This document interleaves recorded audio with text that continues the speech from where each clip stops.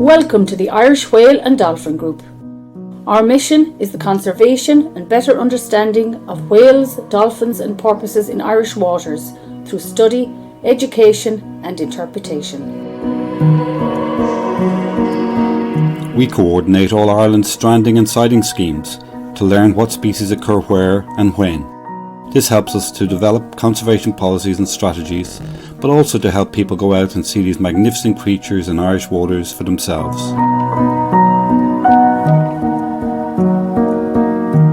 We run our research vessel Celtic Myths for our members to sail on and learn how to identify and record whales, dolphins and porpoises in Ireland.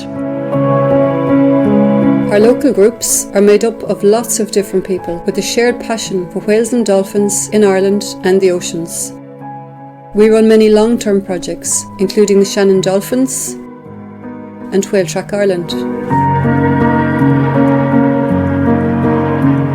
Our work is also international. We have travelled to Iceland and Cabo Verde as we share whale populations with these island nations. Our consulting wing provides specialist services to inform management and industry and generates income to support our work. The island of Ireland is only 10% of the whole of Ireland. The other 90% is a marine environment and home to some of the most amazing marine wildlife in the world.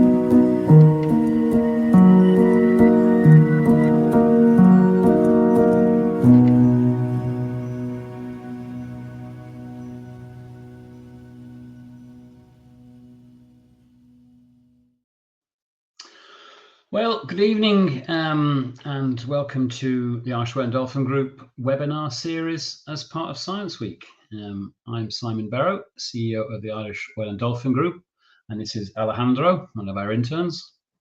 And tonight we are going to talk about acoustics.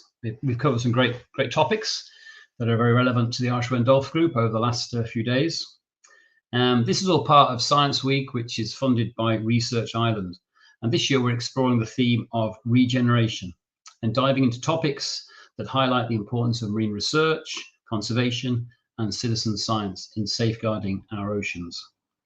Science Week provides a fascinating opportunity to learn from experts, exchange ideas and discover how each of us can contribute to a more sustainable future for our marine systems. The subject with the title of the whole week is called Can We Speak Whale? And I think some people thought that maybe we would be teaching people how to speak whale. I personally can speak whale and have for many years now. The trouble is I can't understand what they say back, but I suppose within that subject area today is the most kind of relevant as we explore acoustics. Of course, we all know whales and dolphins live in an acoustic environment where sound is the primary sense. They have decent eyesight, but it's quite limited, especially in turbid waters like we have here in the Shannon Estuary. But they've evolved unbelievable abilities to communicate, navigate, and maybe say many other things in an acoustic way. And it's an area that I suppose us as humans are only recently learning more about. I think one of the sort of landmark things over the years was when Roger Payne published his Songs of the Humpback Whale in the 70s. That it became an unbelievable popular recording amongst everybody, really, even people who had no interest in the sea or whales. And I think it kind of made us realize how complex their acoustic repertoire is and how we need to understand more about it. So that shapes this evening. We are recording tonight, and all these webinars will be posted up on the Irish Red Dolphin website in due course, so they'll be available as a resource for a long time to come. So I'm very privileged to be joined this evening by two valuable colleagues. We have Patrick Lyne, who's online joining us from Castletownbere, a long way away from anywhere, but a beautiful place to live. And Acoustics really is Patrick's bread and butter these days. He's been very involved in our MMO panel over the years. He is now the only accredited MMO trainer in the whole of Ireland. So that's really important, as we need to bring through more and more MMOs to implement mitigation guidelines, which we'll talk about later. He's also a PAM operator, passive acoustic monitoring operator, which is the system we use for listening for whales and dolphins, and is a PAM trainer. And in fact, in case you're feeling sorry for him down in the back end of nowhere down the Beara Peninsula, he's heading off to Italy on Saturday for 10 days to deliver a course, so don't feel too sorry for him. And my colleague Chloe Russell. Chloe has been a long time involved in the Irish Red Dolphin Group. Chloe was an intern here at Dolphins many years ago, Chloe, and since 2016, I think it is, has been a marine mammal ecologist on the Dublin Port project, which mitigates the development of Dublin Port, which is really important, and which we heavily for. Chloe can share some of her experience using acoustic monitoring in anger within an environment such as Dublin Port. So plenty to talk about and plenty to share. So I suppose I'll start with Patrick. We asked Patrick just to give us an introduction to acoustics in the sea, for those who are unfamiliar with it, because it is quite a complex subject area, Patrick, isn't it? So it's not an easy one to get your head around. I think it takes us a while to kind of understand the physics of sound and try and perceive the world as whales and dolphins do. We're constrained as humans to perceive the world as humans, which is very, very different from the perception of whales and dolphins. So I think we need to get to think like a dolphin before we can really appreciate the acoustic world they live in. So, Mr. Lyne. Yes. So I've got a short slideshow. I'm not sure how I get that. How do I? Oh, yes. Present. There we go. So I wasn't that far back, 1956, when Jacques Cousteau produced his documentary on the ocean, Le Monde du Silence, the world of the silent world, if you like. And back then it was perceived that, you know, the ocean, the sea was pretty much a silent place. But the truth is very, very far from that. We have, in coral reefs, you have a dawn chorus and a dusk chorus, just like you have a dawn chorus and dusk chorus on land. You have snapping shrimp and bivalves constantly along the coast, making lots of clicking sounds and noises. A lot of the time, we don't really understand what's happening in acoustics because it hasn't been studied. We have cod that produce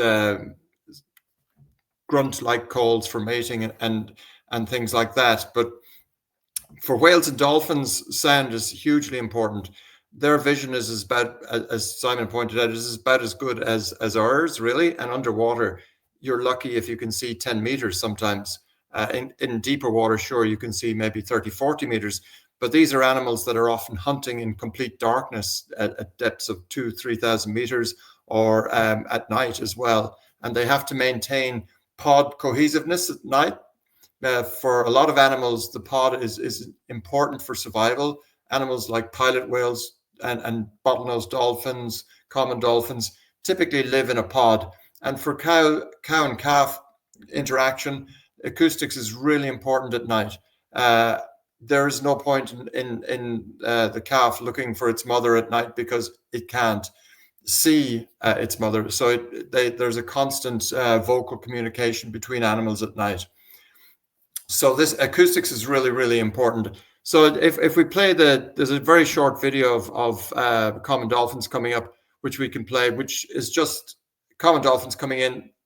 Common dolphins whistle like crazy all the time, but in this instance, they're clicking, and you can hear the clicks because they're coming in to echolocate, to check out. It's actually me sitting in a kayak, so they're probably wondering what this strange creature is, and just they're coming in to check out the kayak. So if we can play just a very short video.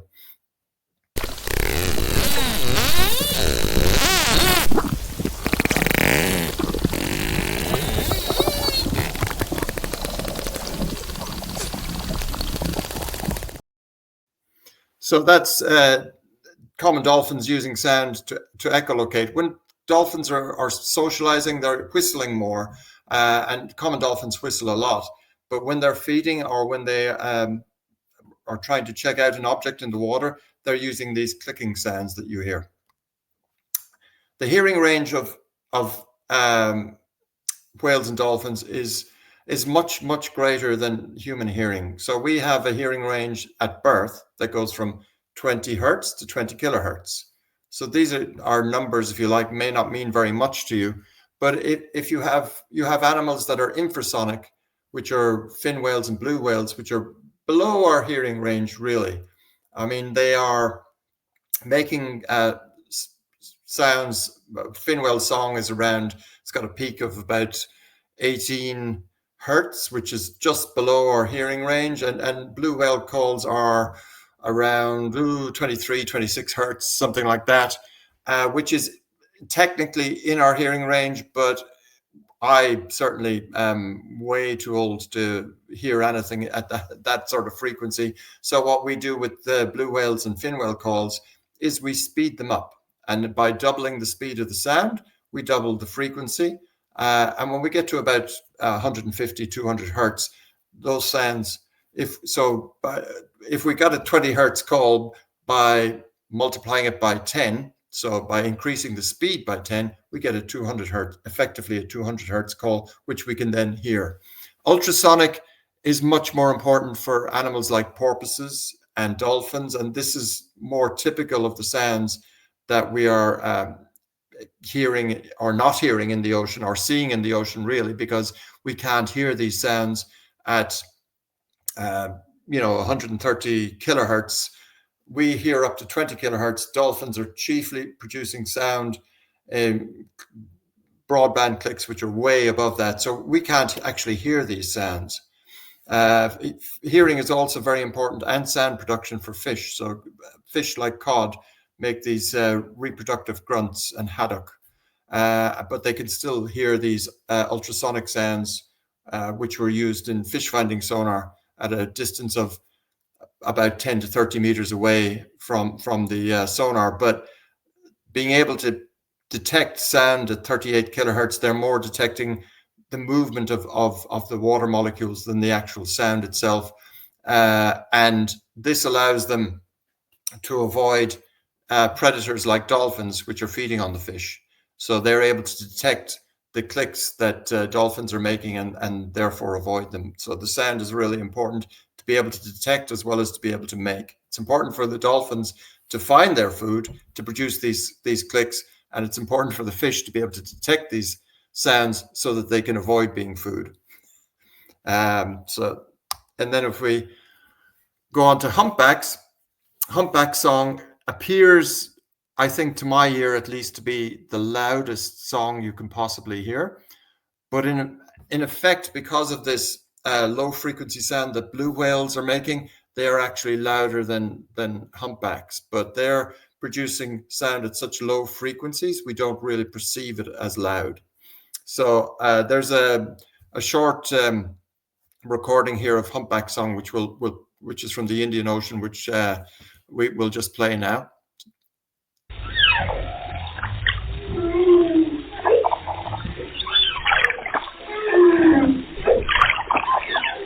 So this is unique in that humpbacks that live in different areas produce different song. It was found that in the 90s that humpbacks that lived on the west coast of Australia produced a particular song, and that over time the whales on the east coast of Australia learned. So the song is regarded as a form of culture, whale culture, which is like human song and human fashion. That fashion and that song changes over time. So humpback song is constantly evolving, and the current fashion, we know that they pick up trends and song from other locations, and they incorporate that into their song. And over time, this song changes, and it is constantly evolving, much like human song is constantly evolving.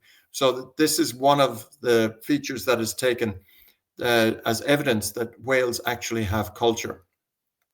They have a recognizable culture in the same way as an Irish person, a traditional Irish song would be quite different from a traditional African song or traditional South American song. We also have lots of other sounds in the ocean, other whales like sperm whales, which actually produce the loudest sounds when they are echolocating, snapping shrimp. I've thrown those in there, but I think the important aspect of this is that we remember that humpbacks have a song that is evolving. We also, I was lucky enough in 21 and 2021, 2022 to record some what would be minke whale song. It doesn't sound very exciting. It's what we would call a thump train. Now we don't know, but we think that only the male humpbacks produce these pulse trains. And we think that this is a reproductive call. The main logic for this would be that it is the loudest call that minke whales make. So the loudest calls that any of these baleen whales make tends to be song, which is basically a reproductive call. There are lots of other sounds that they make, but they are much lower amplitude, much quieter, so we don't really we don't hear them so well, and they're much harder to detect. Whereas fin whale song could be detected tens of kilometers or hundreds of kilometers away. Same with blue whale, and humpback would be more tens of kilometers because it's more higher frequency. We can hear it better, but it doesn't travel as far.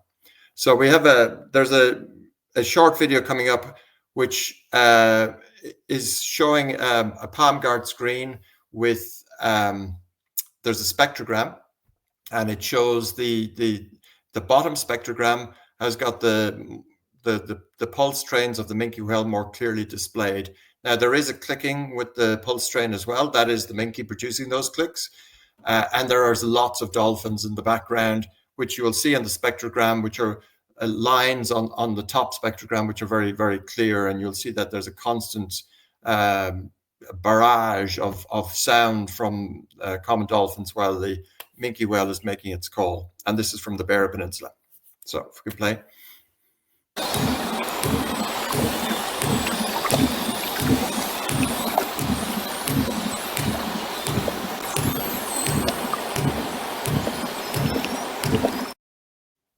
Yeah, so that song is it's critically important to animals that this song is heard. If as we believe it is their reproductive calls, then the detection of this by the females presumably is very, very important in the whole mating game. If we then move on from song and we look at language, we know that sperm whales and killer whales have what we call codas. Codas are distinct patterns that we see in the vocalizations that these animals are producing. Sperm whales can only produce clicks. They cannot whistle. That's just an evolutionary fact, unfortunately for them. But they produce these very characteristic clicks. And in the Mediterranean, you have the 3+1 and the 4+1 coda. These codas are essentially a language or indicative of a language, so that they are also evidence of a culture, same as Russian is a culture, they speak a different language. In the different parts of the world, sperm whales have used different codas to communicate. Codas are not used in echolocation, they are social interaction. And in the Mediterranean, you have this 3+1, which is 3 very quick clicks, and then there's a slight pause before you get the 4th click. So if we can play the coda, that would be great.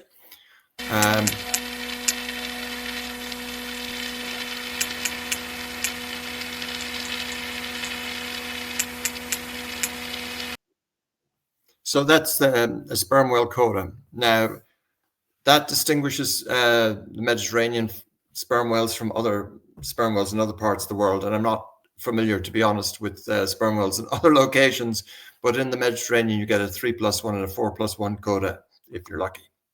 And then you have, in dolphins, we have signature whistles. And signature whistles are essentially how a dolphin identifies itself. Interestingly enough, if you get a group of dolphins in the pod, they will most likely have very similar signature whistles. So a signature whistle is basically a name. This is what the dolphin calls itself. This is how the dolphin identifies itself to other dolphins.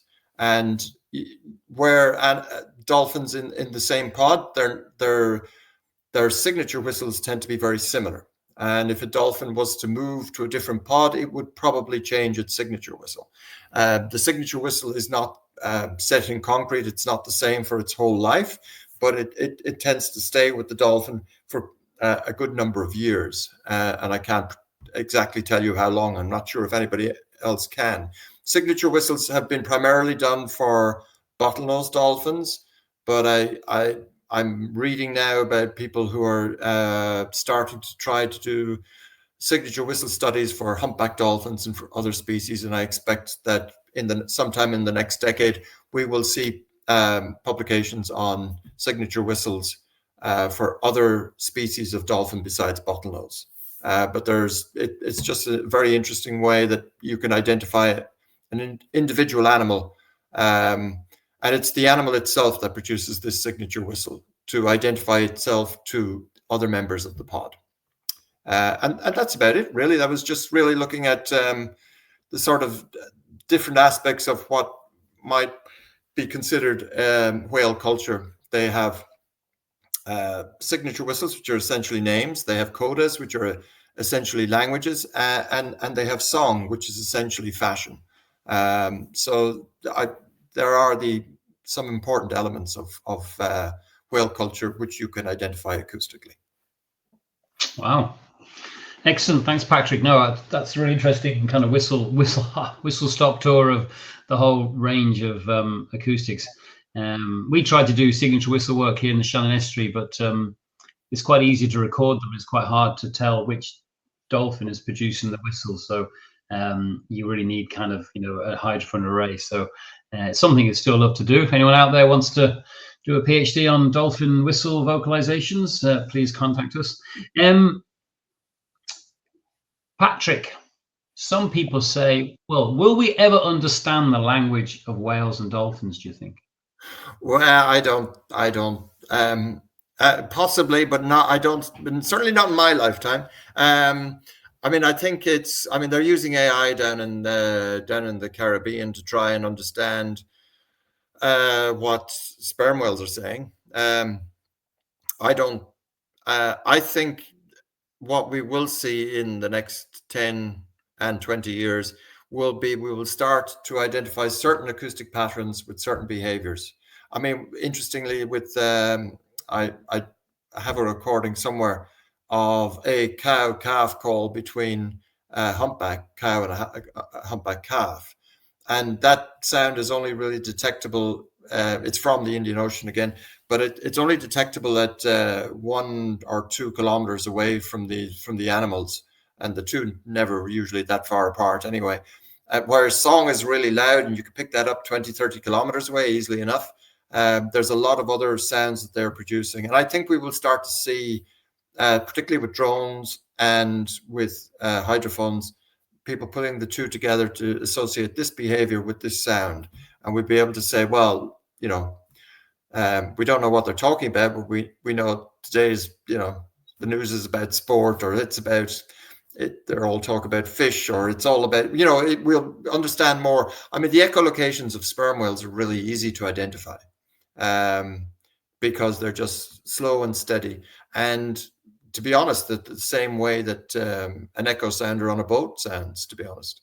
There may be a bit more time between the signal on an echo sounder on a boat, but, it's this constant click, click, click, click that just, it's echolocation.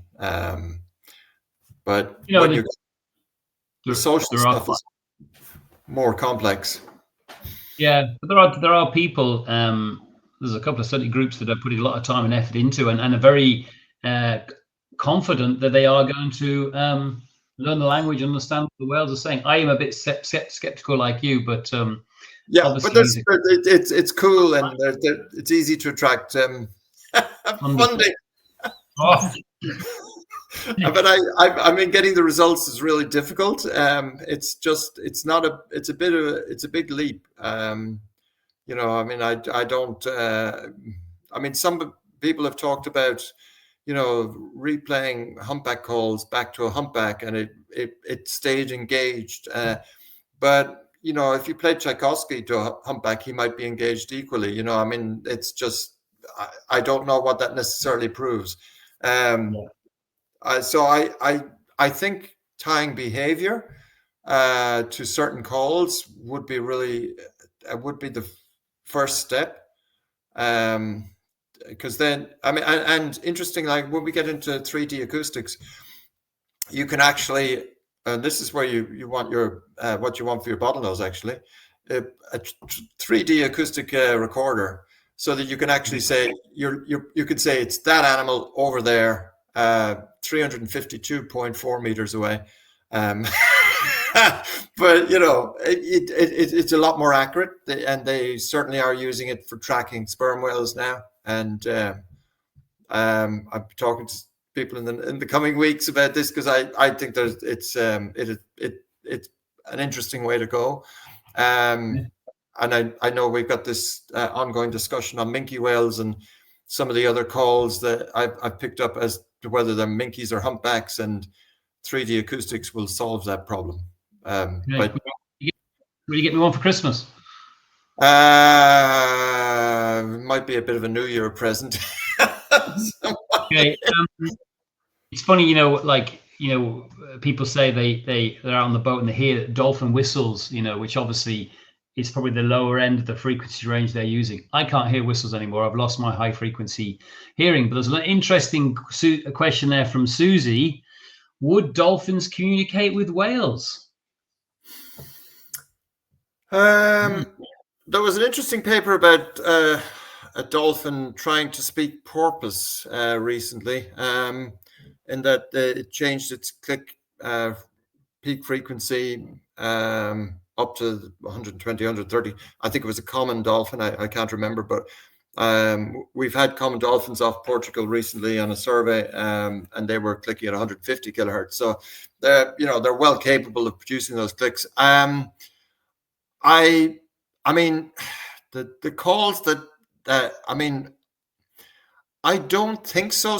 I mean, obviously the dolphins are aware of the whales and reacting to the whales, and the whales probably certainly aware of the dolphins and reacting to the dolphins. But I think it would be like going out in Beijing and trying to get they just, the languages are so different that they don't. I don't think they can really understand. I mean, they understand what, I'm sure they understand what each animal is doing, but I don't think they could communicate. I think the languages are too different. Okay. See, I love it if that's such a simple question, and yet you're umming and ahhing and trying to speculate whether it's possible. So great question from Susie. I tell you, we'll come back and have a discussion hopefully towards the end. I'm just kind of keen now to bring Chloe in And there we are talking about, you talk a lot about whale and dolphin communication and the sounds they make.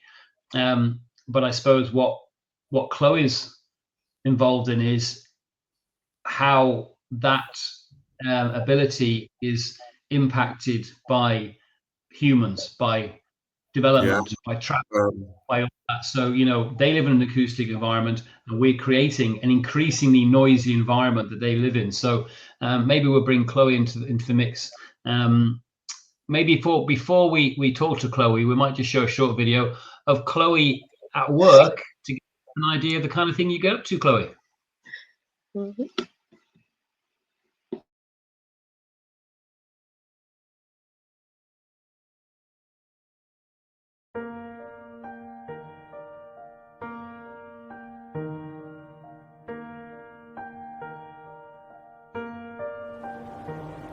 The Irish Whale and Dolphin Group have been contracted by Dublin Port to deliver what's called a marine mammal mitigation plan. So as part of the planning permission for Dublin Port to develop the Alexander Basin redevelopment, they have to ensure there's no impact of their work on marine mammals.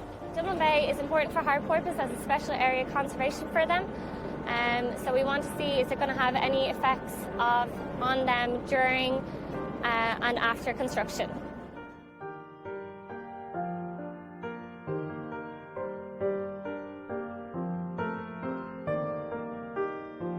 So after months of preparation, we're finally heading out to Dublin Bay on the Rossbeg to employ some static acoustic monitoring equipment to monitor marine mammals on the Burford Bank. Fantastic project, really excited, and thank God we're out here at long last.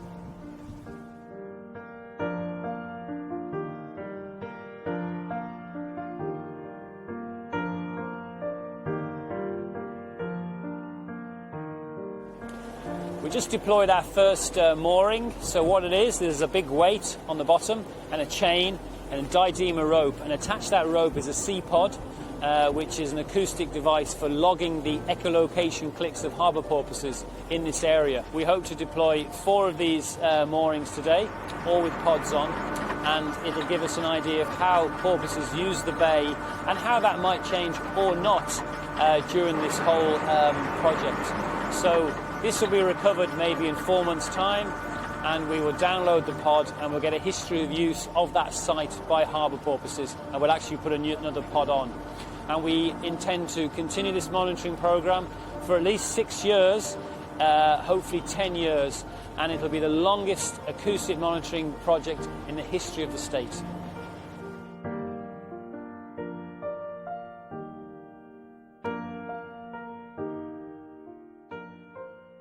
This equipment was supplied by JASCO, partners in Canada, and it's called an AMAR, or Autonomous Marine Acoustic Recorder. So this equipment is recording raw sound files. The pods are only logging echolocation clicks. This will record whale sounds, dolphin whistles, but it's also record the environment. So it'll record background noise. And a lot of background noise in Dublin Bay is caused by ship traffic. It's very, very busy. So that has an ability to mask communication between whales and dolphins, but also it's where they live. So to interpret information that we're getting from the other equipment, we need to know the environment they live in.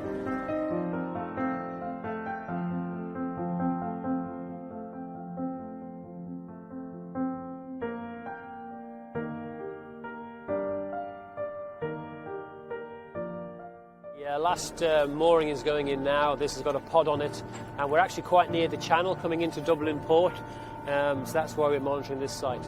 So at the end of the day now, we have 2 offshore monitoring locations on the Burford Bank near the dump site.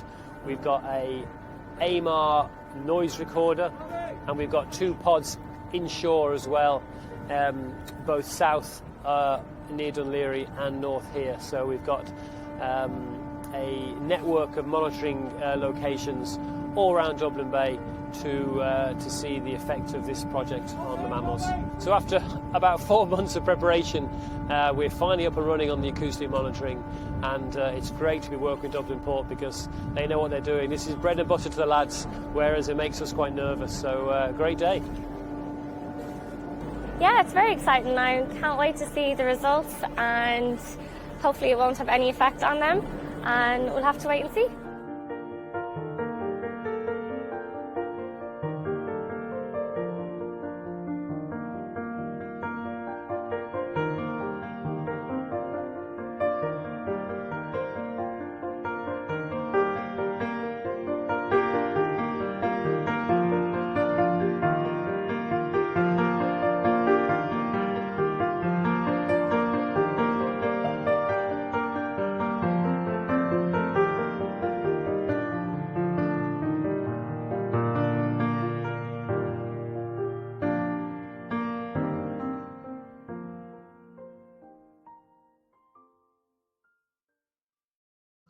All right. Well, Chloe, don't you just love seeing yourself on camera? A very young Chloe, all of those years ago. Yeah, haven't seen that video in a while. Well, look, that's your office. It's an interesting place to work. Took a bit of time, I suppose, to get into the whole way of a Dublin port. It's quite a complex operation, but Jesus, you're very comfortable now. Yeah, that was a long time ago. A lot has changed since then. The way we've upgraded our C pods to F pods, and we've changed some of the locations and using different devices to deploy them now as well. But yeah, all very interesting and learning lots. Before we leave a short presentation to show us as well, just to introduce us to the Dublin Port project, tell us your own personal journey, how you got to where you're at, because I think it's always interesting for people to hear how people end up doing what they're doing. Yeah, so I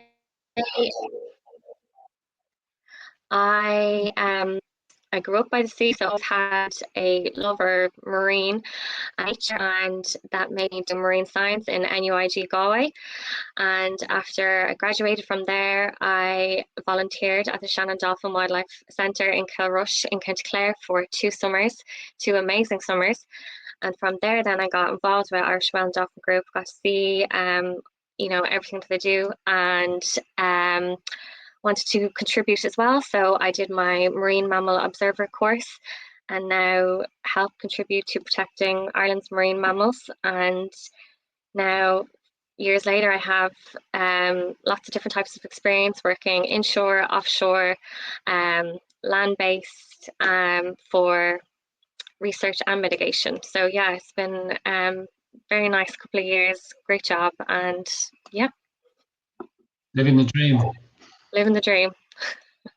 You went to Australia as well. You were working on the Humpback Whale project out there as well, weren't you? Yeah, that was amazing. Yeah, I went to to Australia, the East Coast, and worked on the Humpback Whale migration project out there, and it was amazing. Never got to see so many humpbacks, like hundreds a day, and got to listen to them as well. So hear that lovely humpback song, and yeah, amazing.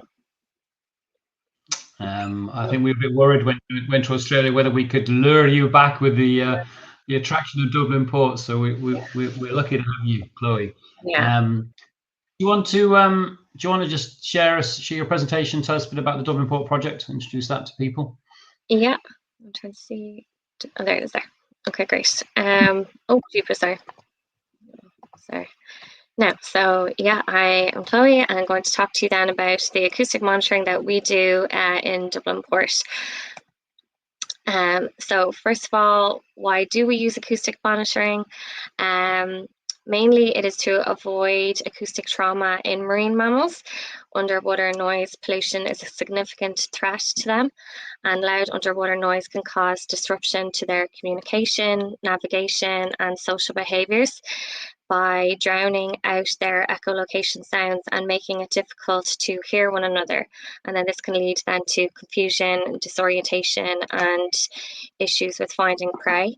It can also cause physical harm to their ears, which can be temporary or permanent, and this would then affect their ability to communicate and navigate as well. Habitat displacement, so persistent loud noise, may cause marine mammals to avoid a certain area that could be critical for feeding or breeding or resting. And then behavioral changes, If they heard loud noises, they could change their behavior in response to this, such as like increase their swimming speed or abandoning an area altogether, which could then lead to disrupting their normal life pattern. And then stress and health effects. So exposure to continuous noise pollution could cause chronic stress for them, which would negatively impact their immune system, reproductive success, and overall health. And in some cases, extreme cases, stranding. So managing and mitigating noise pollution in our waters is essential to protect the health and survival of our marine mammals. So the project that I'm working on is the Master Plan 2 MP2 project. Irish Whale and Dolphin Group have been contracted to deliver a marine mammal mitigation plan. We have been working in Dublin Port since 2016, so it's a long project. We worked first with the ABR project, and now we're on the next phase, which is the MP2 project. And the work boundaries are this orange line. I'm not sure if you can really see that there, but the orange line in that map there. The blue line then is the navigation channel for ships, and then this red line then is the spoil grounds. And then the three marine mammals that are present all year round in Dublin Port are harbour porpoise, harbour seals, and grey seals. All marine mammals in Ireland are protected, but the harbour porpoise has two special areas of conservation in Dublin Bay. The Rockabill to Docky Island Special Area Conservation, the SAC, and then a Coddling Fault Zone SAC, which is off Howth Head. The grey and harbour seals, they're also protected as well. They have their SAC on Lambay Island, where they go to breed and molt. And then other marine mammals that we might see in the area then would be bottlenose and common dolphins and minke whales. So dredging then is an operation in which we need to mitigate for. We have guidelines in place from National Parks and Wildlife Service to protect the marine mammals. There are two types of dredging that take place in Dublin Port. We have maintenance dredging, which is to maintain the depths of the navigation channel, and then capital dredging, which is to deepen the existing navigation channel or the berths and basins. So this is a picture here of a trailer suction hopper dredger. This vessel then is used for dredging operations in Dublin Port. It sucks up material through the black suction pipe. It goes over the side and down to the seabed, basically like a hoover, sucks up the material and loads it into the hopper, which is in the middle of the vessel. When it is full, the vessel will travel out then to the spoil grounds out in Dublin Bay and open up the doors and disperse of the material. So Irish Whale and Dolphin Group, we use a combination of visual and acoustic mitigation techniques to assess again and mitigate against the significant impacts on marine mammals. We have marine mammal observers on board the dredgers. They carry out marine mammal watches before and during dredging operations. And then we have acoustic methods. I'm going to talk about it now. So we have passive acoustic monitoring, which we call PAM for short.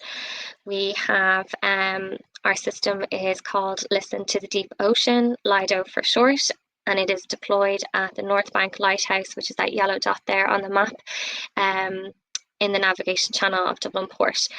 And this system, we can log in and listen in real time on the PAM system while looking at the spectrograph, looking out for porpoise and dolphin clicks. And if we hear or see anything, then we can delay operations or ask the vessel to move to another area. This system also monitors shipping noise in Dublin Port and the navigation channel as well. And then the other one then is static acoustic monitoring, which is SAM for short, and we use devices called F-pods. So these are the upgrade of the C-pods, which we talked about in that previous video. And we are currently monitoring 3 locations in Dublin Bay, 2 at the spoil grounds, and then a control site off Docky. We have been monitoring this location since 2017, so before dredging operations start, during dredging, and then after dredging.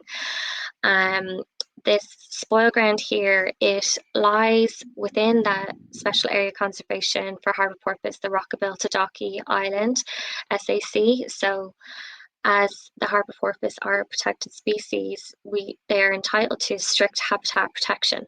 So extreme care must be taken to ensure that the construction activity does not impact on the site or cause any disturbance to the harbour porpoise. Harbour porpoise, they echolocate almost continuously underwater to navigate and find food, and these F-pods can detect their clicks. This is what they look like then before they're being deployed. They are attached then to an acoustic release device, and we deploy them then for 3 to 4 months at a time. They can record in all weather conditions without causing a negative impact on marine mammals. And the data we get from these then gives us information on how the porpoise use this area, use the spoil grounds before, during, and after dredging operations. And then we can see then if any displacement occurred after at these sites.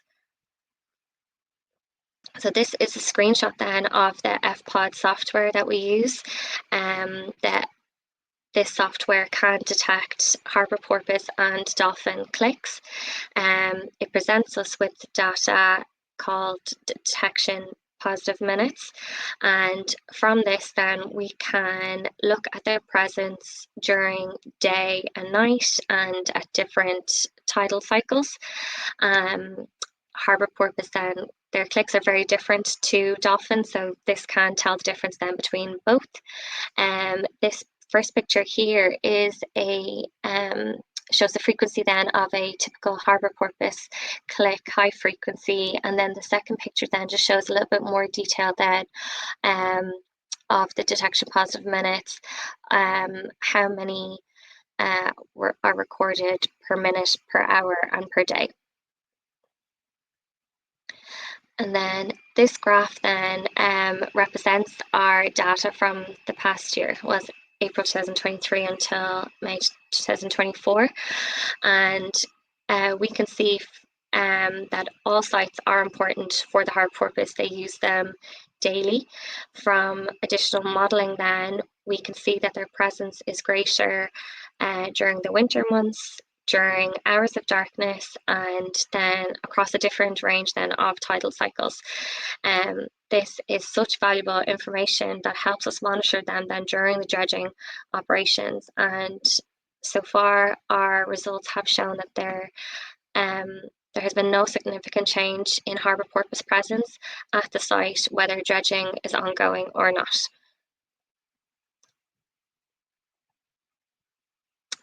And then the advantages then of acoustic monitoring. So it provides us with a very powerful non-invasive way to study marine mammals and for us to assess their environment. It has advantages in mitigation, where we can log in and listen in real time for their presence, and then also then have long-term data collection with minimal disturbance to the animals. It can provide us with detailed information on the different vocalizations of whales, dolphins, and porpoises that they use for communication, feeding, or social interaction. Impact assessment. So acoustic monitoring is vital for assessing the impact of man-made noise on marine mammals from shipping and construction. And then conservation and management. This provides a clear picture of marine mammal distribution and behavior. So, and then from this, then we can see these important habitats and help protect them. And then scientific research. researchers can study how noise pollution affects marine mammals' communication, health, and behaviour. Irish Whale and Dolphin Group work very closely with ATU in Galway City, and we've had many final year Masters and PhD students who have studied the acoustic data that we have recorded around Ireland. And that's it. Thank you for listening.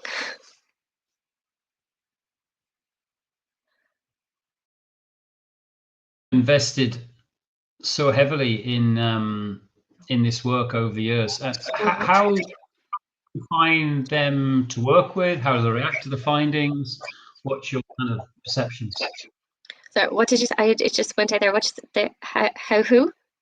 Dublin Port have invested heavily over the years, and I'm just wondering how you find them to work with, how have they reacted to the findings, what's your perception of it?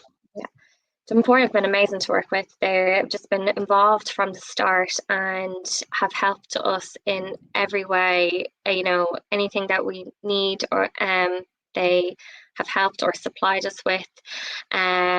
They are very interested in this information as well, so it benefits us both then from learning how the port can, the noise associated with the port is affecting marine mammals in Ireland.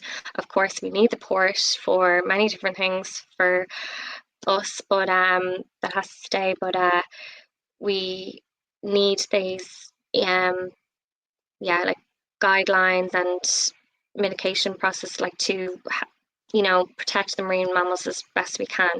But I can't fault Dublin Port. They've just been amazing to work with, and whatever we need, they're just yes. So yeah, they're great. I mean, I suspect people don't really think about it. I mean, we're an island nation. 95% of all our products and goods come in by ship. Export is largely by ship. Bridge across to the UK, Europe, tourism, work. I mean, our ports are so important, and all our ports are having huge investment. Rosslare, Port of Cork, Galway, Shannon up here in the estuary. Obviously, it's money's put more money put in since Brexit and trying to avoid going to the UK. So this is something that is we have to develop our ports, and yet we have a responsibility for marine mammals. So we're learning so much from the Dublin Port project that can be rolled out elsewhere. Yeah, absolutely. Like Dublin Port is extremely busy. One of the busiest port in Ireland. They have over 40 vessels a day coming in and out, and that, like, the port now is going, it's upgrading all their berths and navigation channel with all these projects that we need to work with the port because it is going to be there. We do need it for everything. So sorry, like that. We need to work together basically to do our best to, mitigate and keep the underwater noise, as low as possible to prevent, effects on marine mammals in the area. Okay, and we have so far suggested that there is no impact. In fact, we even think there might be a positive effect of some of the spoil with increasing foraging. Might bring Patrick back in. Any questions from people, please put them in the chat and we can share them. What was I thinking? Patrick, you're working all around the world, really. You're training in MMOs. We should say, of course, Chloe actually is no longer the ecologist on the ground, that we have a new person, Jo Green, who just started a couple months ago. She's doing a great job. And Chloe now is actually taken over managing the consulting wing of the Irish Whale and Dolphin Group, which provides professional services to industry, ports, whoever wants it, as we have the expertise. So Chloe's got quite a big responsibility to try and keep our clients happy and engaged. So Patrick, I'm not sure if you knew much about the Dublin Port project. What do you think of it as an MMO acoustic expert? Yeah. Well, I'm not very familiar with it, to be honest. It seems to be pretty well covered. I do think, acoustics are fantastic. I mean, some animals don't vocalize all the time. We have a problem with baleen whales, but harbor porpoise are always vocalizing, as far as I'm aware, and dolphins too. To be honest, they're very rarely silent, so that it's a very good way to detect their presence in an area. Sometimes better than visual, I would say. But then I'm slightly biased. Oh no, totally. We all know how hard it is to see a harbour porpoise, even in the perfect seas. So acoustics just not only do they open up a whole new area, they're such a great tool for this kind of work. I mean, can you imagine doing what you're doing, Chloe, using visual surveys or boat-based or land-based? It just wouldn't work, would it? No. That's what I mean. It wouldn't work. And like I said, like harbour porpoise, they're very shy. They surface very quickly, and you'd need super calm conditions to see them. So we would not have this information without the acoustic monitoring. So it's extremely valuable. Yeah. Any questions from the audience? I'm going to ask Patrick a really hard question. What's your favourite vocalizing marine mammal, Patrick Lyon? Oh, gee, I haven't that. Now that's one I haven't been asked before. Vocalizing marine mammal. I change with the weather. I mean, it's just it's whatever animal I'm currently involved in, I suppose. Rough-toothed dolphins at the moment, really sexy. Very flam. Chloe, I suppose yours will be harbour porpoise, won't it? And that lovely click, click, click. Yeah, of course, I have to say them. Oh, well, dolphins too. The bottlenose dolphins down the Shannon Estuary, they're pretty nice to work with. Yeah, Bristol's dolphins are quite amazing, actually. They're nice, interesting range, very different acoustics to other dolphins. Yeah, so, I think pilot whales are probably mine. I think after humpbacks, they're the most evocative, eerie. Ooh, I just think they are just listening to them on hydrophones offshore, deep water at night. Ooh. Well, it's interesting. I mean, I think there's a huge area for study of behavior with humpbacks, or not humpback, pilot whales, because they're just a very interesting group of animals. They're just a unit. The pod is a unit, so they all behave as a unit. And we had long time ago a pilot whale calf that we were working on a survey, and the calf ended up. It was working in a location, like most locations around the world, where you have a shutdown. So it was misidentified originally, but it was a pilot whale calf. And my theory would be that we probably separated it from the pod and its mother in the night, because we were producing a large, very loud sound, which then makes it extremely difficult for animals to communicate, and they can't see each other at night. And once they are apart, which is very, it could just be 2 meters at night, then the calf can no longer see the mother, and the calf is separated.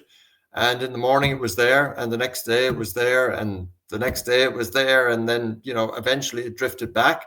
It had the fetal folds down the side, so it wasn't a very old calf, and it was inevitably going to die, because I believe we unfortunately probably separated it from its mother.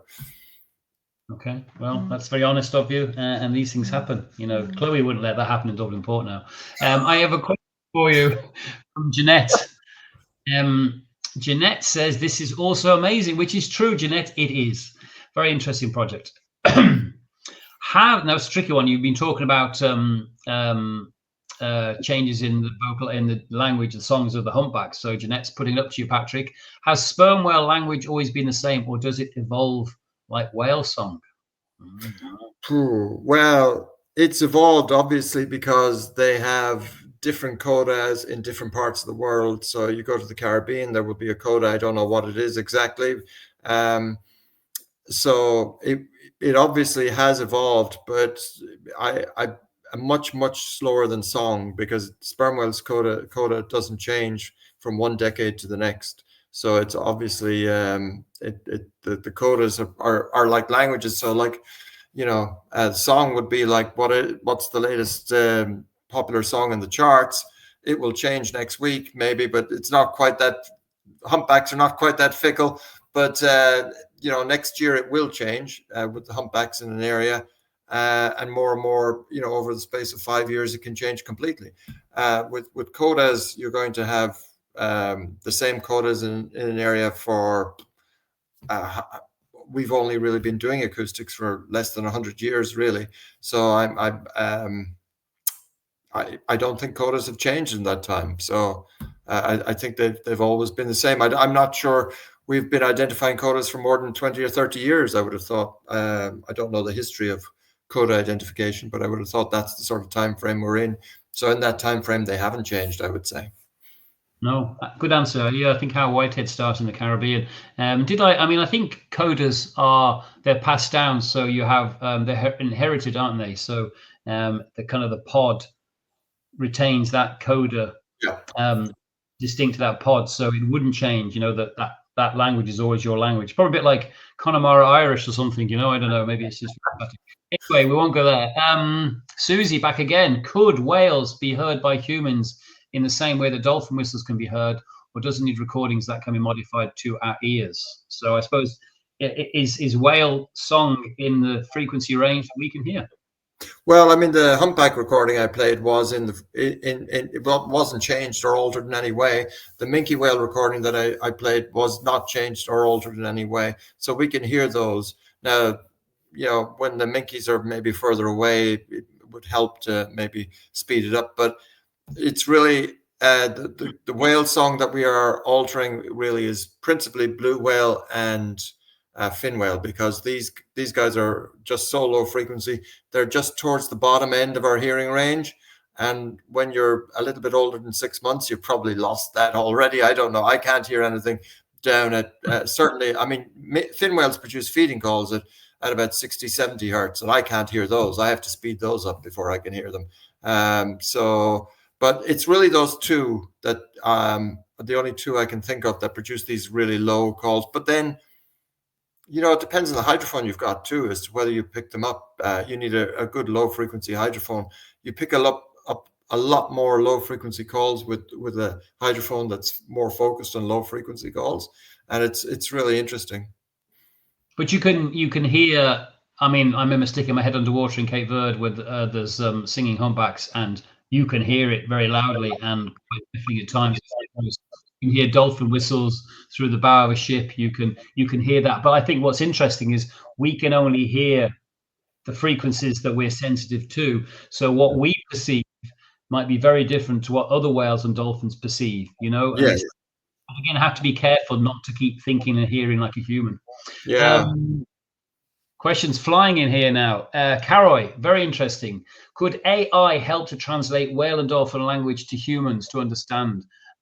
Is there any research in this? I think there is, isn't there? I think you did allude to it. So what's his name? Shane Giro out in Dominica has been working on this for a while, and they are working with AI, and they have got some time frame, I think, in which they hope to or expect to, I don't know, which is fair, to translate sperm whale clicks into English, I guess.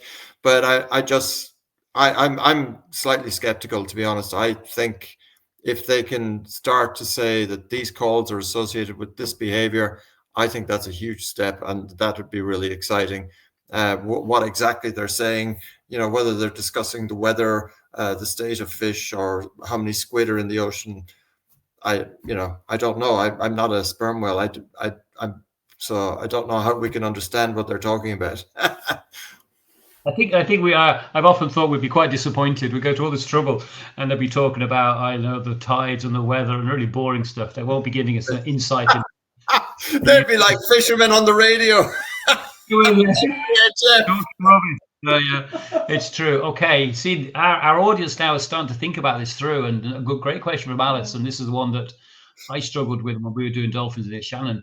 How can you tell which dolphin has produced which signature whistle? Yeah, that's like really. I mean, I'd love to see somebody doing signature whistles of uncommon dolphins off the southwest, and just like we have thousands of common dolphins, and you couldn't. I don't think you could stick one of these hydrophones literally on the dolphin, and that would tell you. I would think in a very short time what whistles that dolphin is producing, what signature whistles that one. That's probably the easiest way. I mean, I don't know how people have done it in the past. I think with 3D acoustics, we could do a much better job of specifying which signature whistle goes with which dolphin. I mean, I guess the only way we were going to try and do it is you need an array so that you have two hydrophones a certain distance apart, and the time of arrival of the whistle means you can triangulate onto it. And that's fine in theory. You need to space your hydrophones out, which is hard on a small boat. And also, if there's two dolphins in the same area that are whistling at the same time, it's very difficult. I forget the girl's name who did a PhD on it. Nicola, was it? But with 3D acoustics now, you'll be able to put an array out there in one place and say it's from that dolphin at 300 meters over there on the left, or that one 200 meters over there on the right, and that will. I think it's coming. It's just a question of whether it's in the next year or 2 years, really, or months. So I think that will be very exciting, because you can also track sperm whales. When they're diving, how deep they are. And it seems to me, I'm listening to some sperm whales lately, and the sperm whale, the echo from the sperm whale click was obviously an echo. It must be coming off the seabed, and they're feeding within, 10 meters of the seabed in this case. But it was just a constant echo. I don't recall always hearing that with sperm whale clicks, but this time it was just, every time there was a click, and you look at the time difference between the clicks, and it's like, it's obviously not the same animal, and it's obviously the same animal, but it's just that little, and there's so much we can do with acoustics, because you can get IPI values to give you the size. You measure the interval between the echoes in that the animal produces. The sperm whale produces a click at the very front of its head, and then that click echoes off the back of its skull and the front of its skull and the back of its skull and the front of its skull, and the time between those echoes called the interpulse interval. And from that, you can gauge the size of the animal's head, and from that you can gauge the size of the sperm whale. So you can tell whether you're dealing with a female or juvenile or a large male.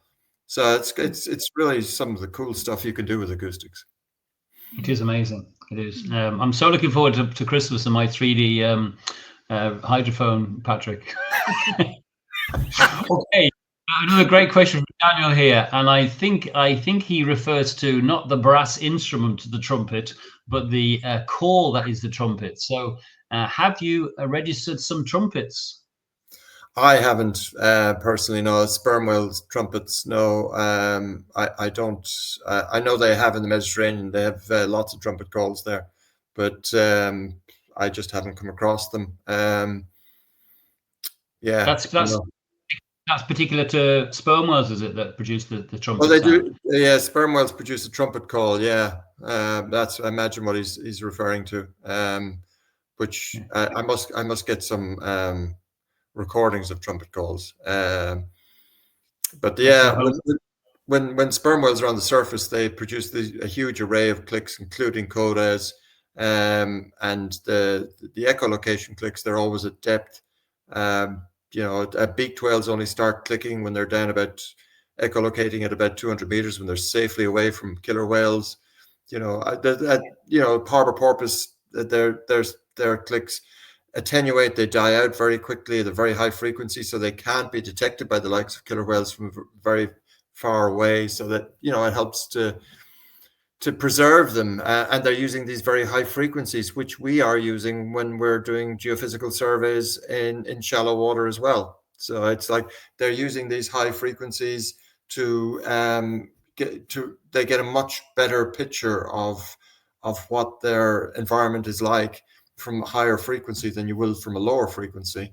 And for animals like harbor porpoise that are in very murky water, very shallow water, it's really important for them to be able to visualize their world, which they can't do, with their eyes. So they're doing that acoustically. So it's hugely clever animals, really. I mean, they don't have opposable thumbs, but they don't need them. They moved on to the next evolution. I'm glad you've talked up the harbour porpoise, because they get a bit of a tough deal, don't they, on the whole whale and dolphin front, Chloe? We need to have porpoise champions. She's muted. Go on. Sorry, yeah, absolutely. No, absolutely. Lovely little porpoise, and when you do get to see them. They are. We call them Ireland's smallest whale, don't we? Muckamara. Islands.